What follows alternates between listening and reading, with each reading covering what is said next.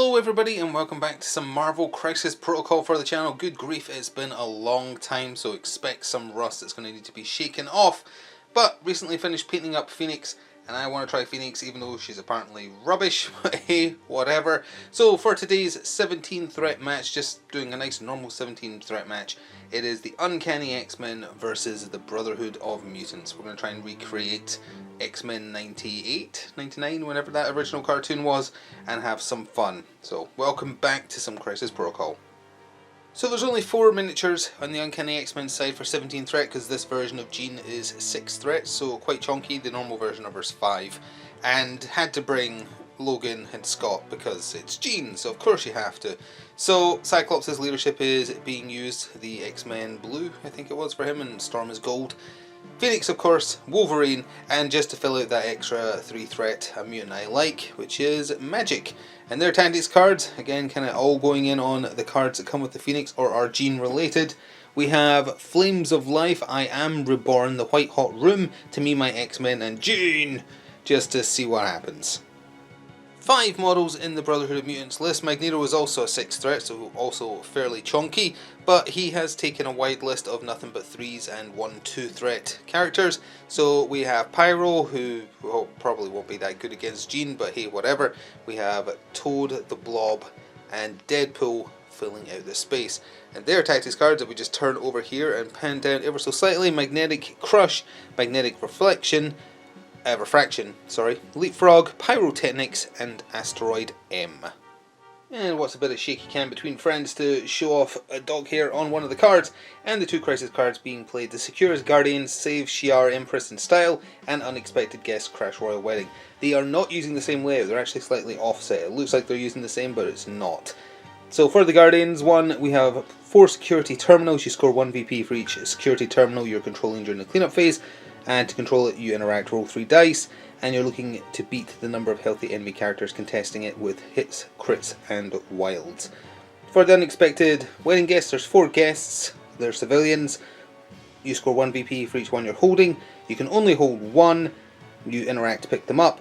During the power phase, starting with the player with priority for each character that the player controls that is not within 2 of a secure, so one of them, there's a chance to get moved because the guest is panicking. So as I say, they're actually not the same layout, they are slightly offset, so we just pan back ever so slightly. You can see 2 offset there, 2 offset there, top left, and down there. And hopefully that gives you an idea of the layout of the table as well. So we'll get both sides deployed and be back after this quick word from my channel sponsor. This video is sponsored by Noble Knight Games. Check out the video description below for an affiliate link that will take you through to their store, and it will help me out as well. Thanks. And with that, we are back, and from this angle you can hopefully make out basically everyone. On the right of your screen, the Brotherhood of Mutants, from bottom right to top right is Toad, the Blob, Magneto. Pyro's kind of hidden behind Magneto, but he is there, and then Deadpool hanging around top right. Lower left to top left, we have Wolverine and Cyclops together, then we have Magic and Phoenix on the other side of the red Jeep. With that, for the first time in a while, let's jump into turn 1 and see how this plays out. I forgot to say who was going first because rusty, but it doesn't matter because we'll cover it now. It is the Uncanny X-Men going first. Logan was the first to activate for them. He repositioned medium and then paid 1 power to pick up the wedding guest closest to where he started.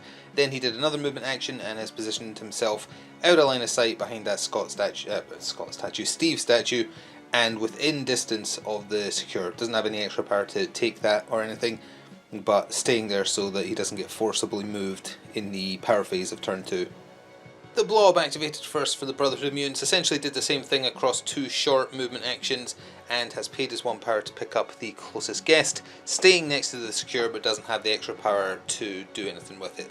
I think in terms of who on each side has more than 1 starting power, it's Phoenix for the X-Men and Magneto for the Brotherhood. Cyclops activated and moved up alongside Logan. He spent 1 power to interact with the security console and was just looking for 1 success, which is lucky because that's all he got. That is now under X-Men control, and he's positioned himself somewhat aggressively so that if he activates before Blob next turn, he's going to get a shot off before he can run away, like with hit and run or something. Well, that's kind of creepy. Toad activated, moved up to the security console next to the blob, interacted with it, and managed to roll precisely the same roll as Cyclops just did. It is always 3 dice, right? It's not based on a defense stat. Yeah, it is always 3 dice, regardless of like your energy or physical defense. So yeah, he rolled exactly the same thing and has just barely taken control of that console for the Brotherhood. The Uncanny X-Men passed after that, so Pyro was up next for the Brotherhood and has done 2 medium moves rather, over to the top right of the table if you were going by how I had the camera positioned for the overview, and has paid 1 power to pick up the civilian token there and is staying close to the security console, but again doesn't have the power to try and control that as well. Ileana activated next and just did 1 medium move, followed by interacting with the civilian token and picking it up. Is not moving forwards, wants to wait and have some backup from Jean. Second last activation of the turn was Wade, who moved up and has taken control of the security console, rolling 2 successes on his 3 dice. Last activation of round 1 for the Uncanny X-Men was Phoenix, as discussed. So, a little bit about Phoenix and how she works, this version of Jean. She's a medium move, and in her turn did just medium move twice, and she's chosen violence. She is getting stuck in there. She stopped after her first medium move to spend 1 of her 2 power to convert that security console that Magic is next to, succeeded with only 1 success again. And yeah, she's chosen violence. She has a mechanic revolving around Phoenix tokens. When she's on this side, this normal in control version, she wants to avoid gathering those Phoenix tokens, and she gathers them when allies are dazed or KO'd. And I think there's another means as well. She's got a lot of text on her card. If she gets unleashed, she goes nuts, becomes Phoenix Unleashed. She wants to get rid of Phoenix tokens as much as possible, otherwise she will catastrophically explode herself off the table and do a lot of damage to ally and enemy alike, depending on how many tokens she had on her when she goes. I've heard a lot of people say Phoenix should really, they found her most useful as a healer because she does have a pretty good heal she can do to allies. I'm trying a different strategy thanks to those tactics cards that will bring her back in various conditions. I think a suicide attack is an interesting little tactic. So we're just sending Jean in there, and if she gets wrecked, that's okay, because if she would daze, that also triggers her transformation into Phoenix Unleashed. And to end off round 1, we saw a little bit of action. Magneto moved up small twice and then paid his 2 power to pick up the size 2 dumpster, and that was to his screen left, and hawked it at Jean. She has 4 physical defense, didn't roll too well with it though. She only got 1 success, so she took 2 damage from that.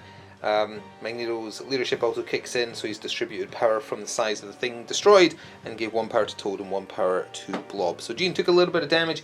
She has 7 health on her. Yeah, 7 health on her. Well, she doesn't have a flip side, she goes insane, but on her healthy side she has 7 health, so she's got 5 left. And that does take us to the end of Battle Round 1.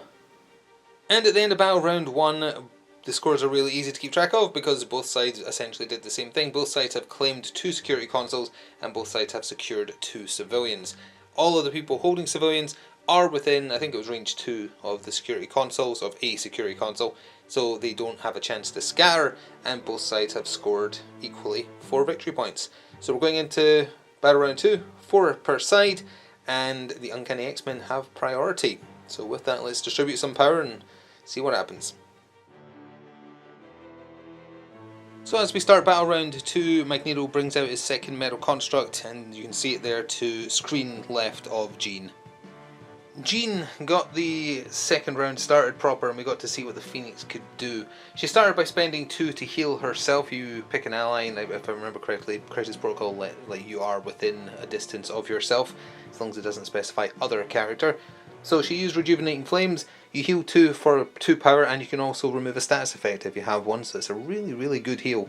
So she did that first of all, then she did her basic Bolts of Flame into Magneto. It range 3 6 dice energy with Incinerate on Wilds. She managed to do 2 damage to him. Oh, and for every single thing that got thrown at Magneto, he spent 2 on Projectile Reflection or whatever it's called, his shield. That means he gets to use his 6 Mystic Defense against it. He used it every single time. So, first barrage, he took 2 damage and was incinerated. Jean did it again, so 6 more energy into him. That time he took 3.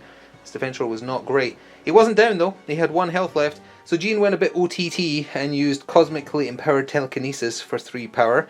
You choose an enemy character size 5 or less, or an interactive terrain feature size 4 or less, within range... Oh, it's within range 2. That statue might not have been close enough, because she chucked the Steve statue at him. I'm not sure that was close enough. No, definitely was not, because it was in front of... It was... Well, maybe it was. Hang on. In camera, we're gonna... No, definitely not. No way. Well, in that case, we'll say that she threw the digger there instead. Because she only needed to do 1 damage, Magneto's defense roll had 2 successes. So, and again, he used the 6 dice. So he definitely would have died no matter what, got dazed no matter what got chucked at him. So we'll have to say it that way. Did not realise it had a limited range of 2, and then she throws it medium. So my bad on that one. I wanted her to throw a big statue just to prove that she could, because she's so powerful. But no matter what, that would still daze Magneto.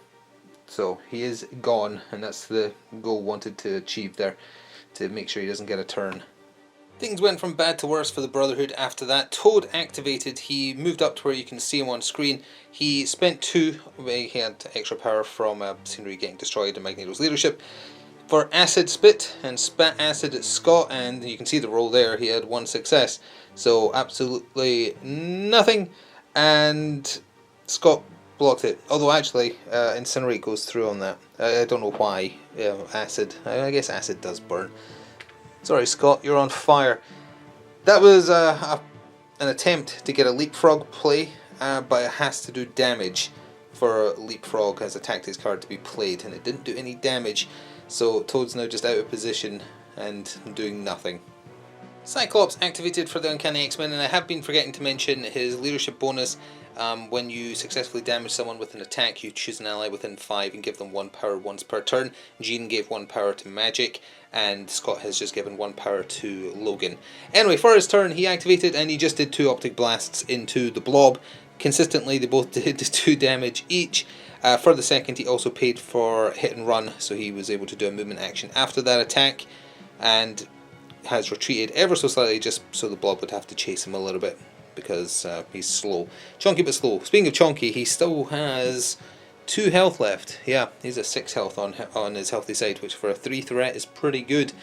But he took some damage there. Oh, Scott did get the proc on Speed of Sight on the second attack, which would mean he's allowed to do a free attack after everything's resolved. But presumably you still need to resolve the move for hit and run, which is what he wanted to use to get away. Although actually I've just remembered, his Optic Blast is range 4, not range 3, as I was originally thinking. So I think even despite having to do that move before proccing Speed of Sight, I think he can still shoot Toad. Let me measure that up. Yeah, Toad was absolutely in range, and hilariously and consistently he managed to do 2 damage to Toad, leaving Toad on 3 health remaining. Oh, the blob absolutely had more than enough power to do haha that tickles on the second attack, so we're just going to retcon slightly and say yes he did. He spent 1 to reduce the damage received by 1, so he's got 3 health remaining. Pyro activated and moved up ever so slightly just to get Magic inside range 4 so he could do his basic Flame Blast, 5 dice energy with Incinerate on Wild, and Magic whiffed her defense roll. That's the first bad roll that Uncanny X-Men have had. She completely rolled no successes, so that was 3 damage it got through plus the Incinerate. Wolverine activated, spent 2 on I'm the best at what I do, so he gets to do a move and then a free basic attack, and Wilds count for doubles. Didn't do anything besides waste power, he didn't roll a single Wild. But also it didn't do good damage in general. It did 1 whole damage to Toad. But then he did a follow-up one, and of course in true Marvel Crisis Protocol fashion, the one that wasn't boosted in any way, shape or form did better and did 2 damage, and that was enough that Toad has been dazed. Ideally he wanted that first attack to do that so Logan could go back and kind of body block for Scott and the objective, but that's not the way it worked out. Deadpool activated, moved up medium and got Magic in range for a bang attack. Didn't even get the bang bang proc, didn't need to. Did 2 damage, and that was precisely enough to daze her. So she dropped the civilian she was holding. Deadpool paid 1 and has picked it up. He is not safely within range of a secure, I think, even if it is range 2. Was it range 2? Yeah, I don't think he is within range 2, but we'll measure that up at the power phase when it, well, technically the end phase, when it matters. And now with an ally dazed, that means Jean has gained her first Phoenix token. So the triggers for her becoming unleashed are getting dazed or having 3 or more of those. So there's number 1. Oh, and with Magic getting dazed, that means the Uncanny X-Men are done, because magic was going to be the final activation. So it's over to the Blob. And to end off the round, the Blob just did 2 basic strikes into Logan, not wanting to do Thunderous Splash despite having the power for it, because of staying within secure range, or rather range of that secure. But he didn't need to spend power, as it turns out, because his first strike did a patented Marvel Crisis Protocol massive swing/explosion and did 4 damage to Logan, and his second strike kind of went in the opposite direction and absolutely did nothing. But still a pretty bad hit for Logan to take, and that takes us to the end of round 2. So at the end of round 2, despite getting their butts whooped a little bit, the Brotherhood of Mutants are in front. They have 3 of the celebrity tokens, the civilian tokens, and they still hold 2 of the secure, so they gained 5, taking them up to 9. The Uncanny X-Men, they only have 1 of the civilian tokens on Logan, and scored 1 for that, and they have the other 2 secure, so they went up 3 to a total of 7. So 7 playing 9 in the Brotherhood's favour. Also, Wolverine and Deadpool both held civilians without being within range 2 of one of the secures, so they get pushed towards a secure of the opponent's choice, small. So Logan has been pushed right into the Blob's face, and Deadpool has been pushed right towards Magic, hoping for a little bit of payback there. So with that, I think we're all sorted for going into round 3, with the Uncanny X-Men going first again. Oh boy, Jean is getting really stuck in now at the top of turn 3. She moved medium to where you can see her, and then spent 6 power on Incinerate, I think what is it called? It's not Incinerate, Firestorm, which is a rare thing for Marvel Crisis Protocol, because it's an area effect attack that's actually useful, because it's not just area 2, which Atomic Mass games vastly overestimate how useful area 2 attacks are, but this is area 3, and that is a big difference. A big difference from those couple of extra inches. So she does a big burst around herself, 6 dice energy with Incinerate on Wilds. Any allies caught in the blast do not take 1 damage, as they normally would for getting caught in area effect attacks. They heal 1 damage, so she healed Logan for 1, and then she just went and obliterated most of the Brotherhood. Magneto spent 2 for his shield. Didn't matter, he still took 4. On 6 dice he rolled 0 successes, by the way. That's worth pointing out. It was an exceptionally bad defense roll. In his favour, she didn't get any wilds, so no Incinerate. But horrendously bad luck there. Blob took 3 and was incinerated. Toad would have been incinerated, but instead took 5 damage. Oh, and he only has 3 health on his healthy side. So we all know what happens to a toad when it's struck by lightning. Now we know what happens when it is disintegrated on a molecular level. He just kind of disappears and is forgotten about. He's gone.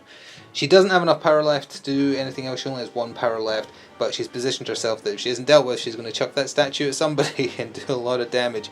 I'm liking, I wanted her to go and essentially get suicided and become unleashed right in the back line amongst all the enemies, where she can do a lot of damage, and then if she explodes whatever, she'll catch all the enemies. But with her being sort of ignored, oh, there's the police coming to arrest her. With her sort of being ignored, she can just build up power and do that firestorm, and granted she did get lucky with some of the defense dice just being appallingly bad for the Brotherhood, but that actually feels like a very meaty attack. Oh, that attack was even more effective than I realised, because we forgot that the Blob already had 3 damage on him, 4 originally until we corrected with haha that tickles. So he is definitely paying for haha that tickles, because otherwise he would be dazed. So he's paid for haha that tickles. It reduces his damage received down to 2, and that means he's still alive on 1. So speaking of the Blob, he activated for the Brotherhood, and he had been sitting on 10 power prior to that, haha that tickles. He paid 3 for Thunderous Splash because Logan was right next to him anyway, plopped down next to him, absolutely obliterated him with a really good roll, did 4 damage, precisely enough even after Jean healed him for 1 to take him down. So that's Logan dazed, and more importantly that's the second Phoenix token on Jean. 1 more and she loses control. So that's potentially risky from where she's currently standing, we'll have to see. But Wolverine was holding 1 of these civilians. Blob already is holding 1, can't hold another one, so it's just been put down behind Magneto. Then, as his other action, because he was placed with Thunderous Splash, he just retreated a little bit, because if they can keep ahead points-wise, it won't matter that Phoenix is murdering all of them, because if they're too far ahead, they won't be able to catch up. Ileana activated and immediately used Dark Child, behold Dark Child, into Deadpool, and it did pretty well with the attack roll, had 5 successes, and Deadpool rolled no successes and 2 skulls, which add to Magic's successes, and she obliterated him. So he is dazed. She paid 1 to pick up the civilian that he had snatched from somewhere, and then for her other action, just slightly moved back, still within control range of the objective there, the secure, but outside of the attack range of Pyro. Magneto has had quite enough of Phoenix battering him around like a dog would a toy, and attacked her. Just went all in on her. First of all, paid 1 power to pick up the civilian that Logan dropped. He went full on Magnetic Crush. Used Magnetic Crush, 6 dice physical. You pay 5 to use it. You destroy any terrain size 3 or less within 2 of him to add those dice to the attack. He destroyed both his metal constructs, giving him 10 dice against Phoenix with Magnetic Crush. He managed to do 5 damage to her, not enough to take her down.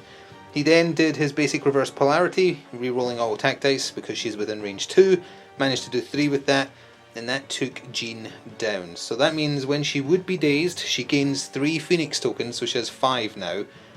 And then when she would activate, or she would flip her card, so i.e. when we go to the next round, she becomes Phoenix Unleashed. So we'll handle that when it happens. However, before that though, I Am Reborn is being played in focus, hopefully. There we go.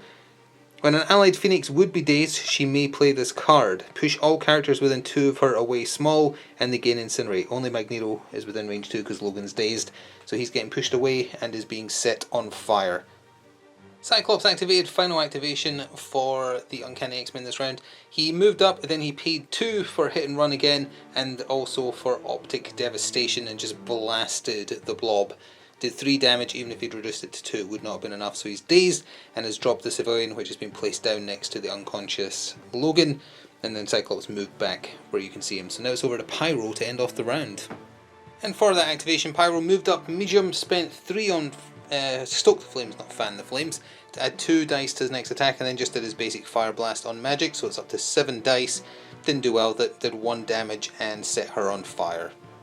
So at the end of battle round 3, the Brotherhood are still kind of pulling away with it, despite the fact they're getting their butts kicked, and that Toad got eviscerated, and everyone is dazed more or less.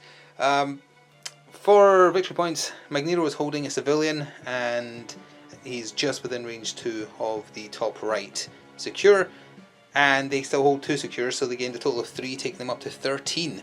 So if nothing much changes, no matter how badly they get beaten up, they'll win at the end of the next round if it all stays the same. The Uncanny X-Men only have 1 civilian on Magic, and they hold the back 2, so they gained 3, taking them up to 10. So 13 playing 10, Uncanny X-Men going first, and more importantly, the next round begins with Phoenix Unleashed being placed on the table.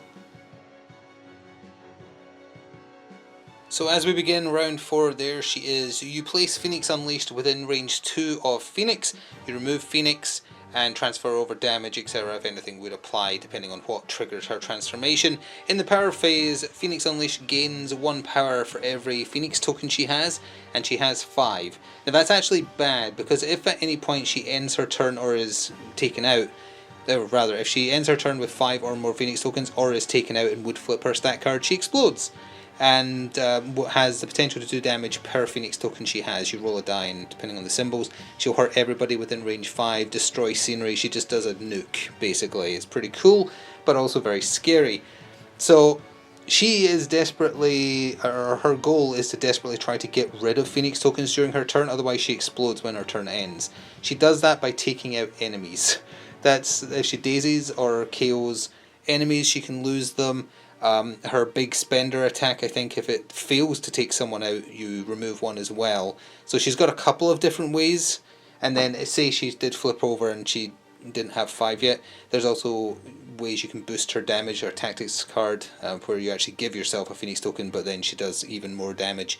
So she's scary. Yeah, she is scary. That's where she's been placed, to try and put her as far away from friendlies as possible, and in an optimal position to do as much damage as possible to, well, specifically Magneto and Blob. We'll see if she can do that though, because she's absolutely going first. Let's see if she can avoid exploding. And so Phoenix Unleash activated. Unfortunately, her basic attack gives her Phoenix tokens, so that was a no-go to try and take out Magneto and Blob. Better use of her time was to move and then spend 6 power on Molecular Disintegration, beam for 8 dice, and use it on Deadpool and Pyro. And if the attack fails to take anyone out, she loses a Phoenix token. And if she takes anyone out that's an enemy, she also loses a Phoenix token. So she didn't do too well in both rolls, really, considering how many dice are getting rolled, because Crisis Protocol be like that. Did 2 damage to Deadpool, 4 damage to Pyro, but not enough to daze him. He's the only person on the Brotherhood team not dazed currently. But now he's hurting. But yeah, that's all she got done. But for failing to kill both of them, she has lost 2 Phoenix tokens, so she's currently on 3, meaning that now her turn is over, she is not immediately exploding. She has 10 health on Unleash side, by the way. The Brotherhood are looking for the win here and aren't really interested in making Jean explode, so Magneto activated and just moved twice, hiding up there in the top right corner, because he is hurt a little bit on his wounded side, because Jean got him in the previous turn. He's holding a civilian, he's holding a secure, and will make it harder to take it from the Brotherhood, and that almost guarantees 2 of the 3-point minimum they need to win. So yeah, they're just playing for the win here. In an effort to stop Magneto trying to secure that win, it was a Hail Mary play because Wolverine can't interact with or hold objectives on his flip side anyway. He did a move, then he did I'm the best at what I do for a move plus attack, with wilds counting for 2 hits instead of 1. Didn't get any wilds again, and Magneto spent 2 for his shield. Did not need to really, but yeah, took no damage from that, so that's unfortunately probably going to cost the game for the Uncanny X-Men there. Yep, securing that win is primarily the tactic here for the Brotherhood of Mutants. Blob activated, moved up, paid 1, picked up the civilian, and moved right back, just within range 1 to make it harder to cap that security console. Obviously within range 2, so he's not going to get forcibly moved. And outside of range 4 of Cyclops to shoot him from where he's standing. One more chance presented itself. Magic spent 3 to portal within 3, moved medium, got next to Magneto, paid 1 to interact with the console, and managed to convert it to the Uncanny X-Men.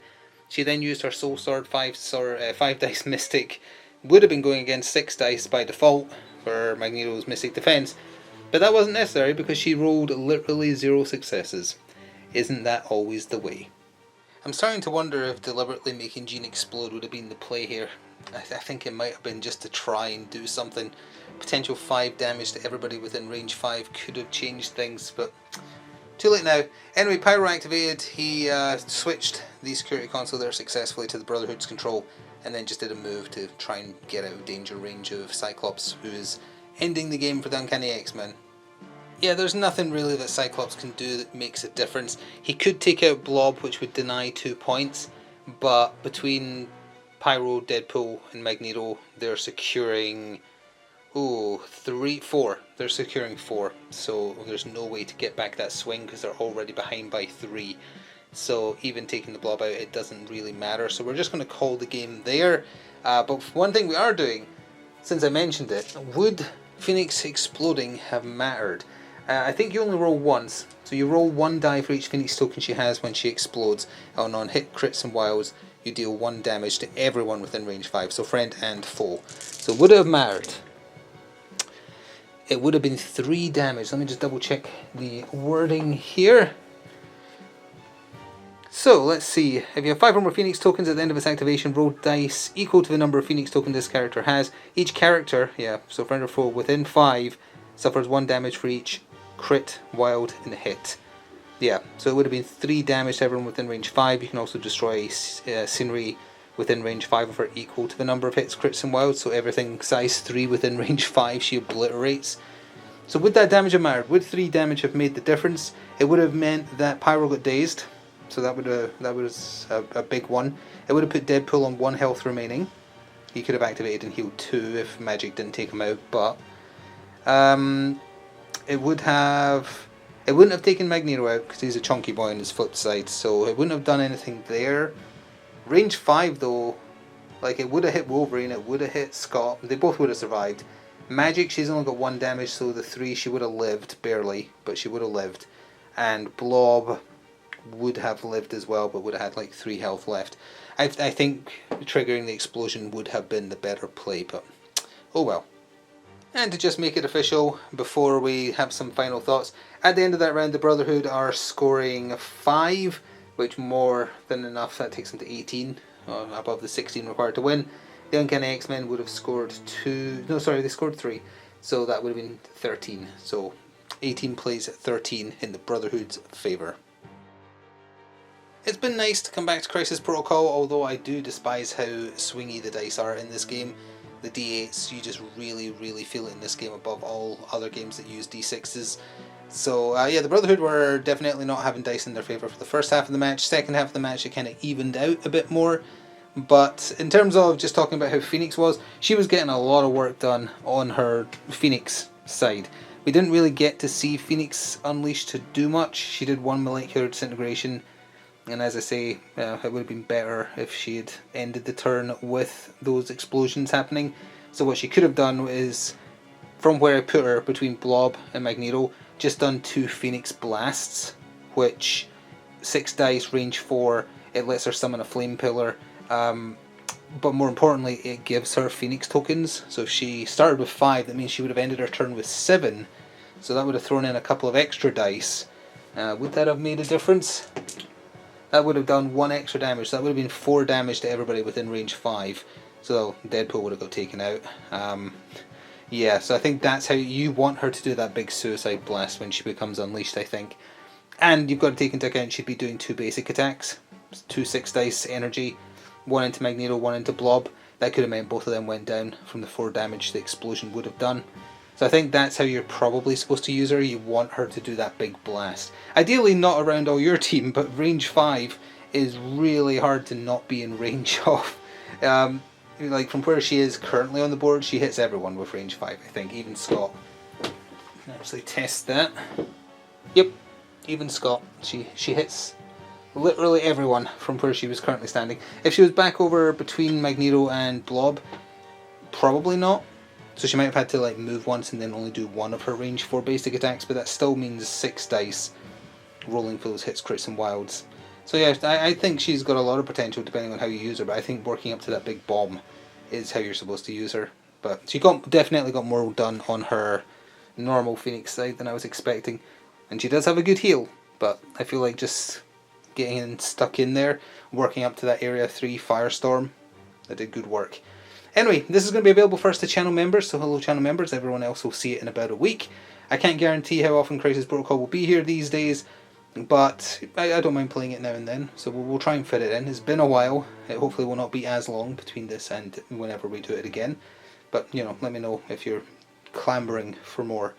If you want to show ways to support the channel besides becoming a channel member, pressing the thanks button or checking out the channel sponsor are ways that would cost you. If you want to do something that is free, liking, commenting, subscribing, sharing, that all works. Enjoy the rest of your day, and we'll see you in the future for more. Ta for now.